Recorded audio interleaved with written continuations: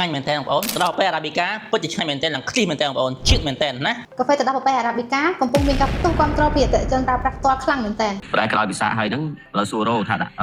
ក្រោយពីគាត់ហូបទឹកដោះកាហ្វេហ្នឹងគាត់មានកន្លាញ់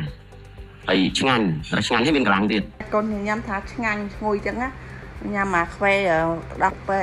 ឆ្ងាញ់ចាំអស់ចាំកំងទៀតអូនហើយជាមកទឹកទៀត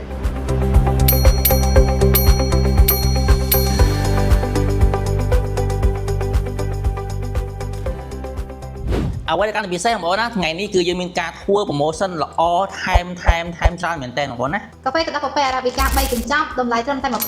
ហើយការថែមជូនជាមួយនឹងម៉ាស់បិទពុកមួយប្រអប់ទឹកអប់ដាក់បន្ទប់មួយជាមួយនឹងការ free សេវាដឹកទូទាំង25ខេត្តក្រុងចំណែកឯ promotion 5កញ្ចប់គឺថែមជាមួយនឹង Classic Brew ចំនួន1កញ្ចប់តម្លៃត្រឹមតែ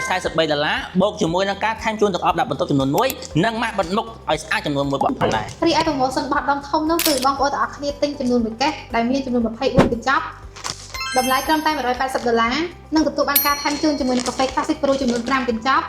ទឹកអប់ដាក់បន្ទប់ចំនួន5ម៉ាស់បិទមុខចំនួន5ប្រអប់ផងដែរគ្រប់ promotion ទាំងអស់នឹងមានការថែមជូនសេវាដឹកជញ្ជូនដែលឥតគិតថ្លៃ